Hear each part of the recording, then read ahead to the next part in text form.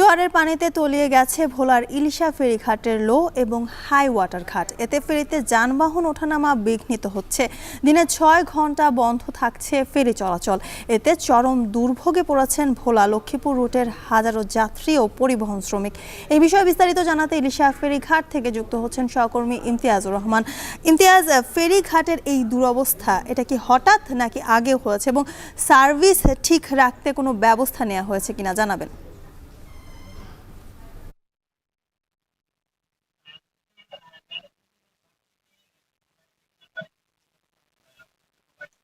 ভোলা লক্ষ্মীপুর যে নৌ রুটের যে ফেরি ঘাটটি রয়েছে হাই এবং লো ওয়াটার দুটি ঘাটই কিন্তু প্লাবিত হয়েছে এবং এই রুটে চলাচলের জন্য গাড়ি বা পরিবহন যে সকল রয়েছে এবং যাত্রীরা তারা দুর্ভোগ পোহাচ্ছে।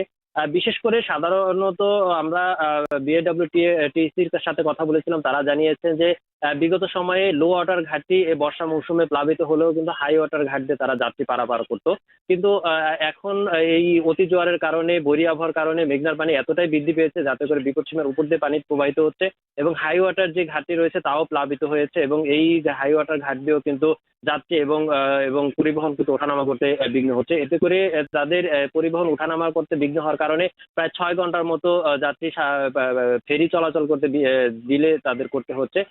এতে করে যাত্রীরা যেমন ভোগান্তিতে পড়ছেন এবং পরিবহন শ্রমিকরাও ভোগান্তিতে পড়ছেন। এই পরিত্রাণের জন্য বিআরডব্লিউটি এর পক্ষ থেকে কিন্তু টিসির পক্ষ থেকে কিন্তু বিআরডব্লিউটি কে জানানো হয়েছে এবং বিআরডব্লিউটি এর বরিশাল বিভাগীয় যে ঊর্ধ্বতন কর্মকর্তা তারা ঘাটে এসে পরিদর্শন করেছেন। তারা জানিয়েছেন যে জোয়ারের পরিমাণটা কিছুটা কমলে তার পরবর্তীতে কিন্তু তারা এই ঘাটটির সংস্কারের জন্য কাজ করবেন। শুধু এই অতি জোয়ারের কারণে ভোলা লক্ষ্মীপুর রুটের এই ফেরিঘাটটি নয়, ভোলার বিচ্ছিন্ন উপজেলা মনপুরার যে রামনেওয়াজ লঞ্চ ঘাটটি রয়েছে তারও কিন্তু একরকম দুর্বিষহ অবস্থা। বিশেষ করে দুপুর ২টা নাগাদ ওই ঘাট থেকে লঞ্চ যাতায়াত করে থাকে। এই দুপুর ২টা নাগাদ অতি জোয়ারের কারণে প্রতিনিয়ত সাধারণ যাত্রী হতে শুরু করে রোগীরা কিন্তু দুর্ভোগের শিকার হচ্ছে। কেননা ওই ঘাটেরও যে অ্যাপ্রোচ সড়ক রয়েছে তা অ্যাপ্রোচ সড়ক সাধারণ জোয়ারে কিন্তু প্রায় ২ থেকে ৩ ফুটের উপর পানি প্রবাহিত হয়। এর কারণে কিন্তু ব্যাপক ক্ষতিগ্রস্ত এবং ভোগান্তিতে পড়ছে ওই এলাকার মানুষ।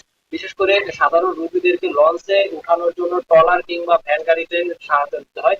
এর পরিচালনার জন্য কিন্তু বিআরডব্লিউটিসি এর কাছে স্থানীয় জনপ্রতিনিধি এবং লঞ্চ কর্তৃপক্ষ একাধিকবার জানানো হলেও কিন্তু কোনো পদক্ষেপ নেওয়ার কথা জানেন। আমি বিআরডব্লিউটি এর সাথে কথা বলেছিলাম, তারা জানিয়েছে অতি শীঘ্রই জোয়ারের পরিমাণটা কমে গেলে কিন্তু ওই মানপুরা সহ ভোলা ইলিশা ঘাট মেরামত করা হবে। প্লাবিত হওয়ার সর্বশেষ তথ্য জ্যোতিকা। ধন্যবাদ ইমতিয়াজ। ভোলার ভোলার ইলিশা ঘাট তলিয়ে গেছে জোয়ারের পানিতে, সেই খবর জানাচ্ছিলেন সহকর্মী ইমতিয়াজুর রহমান।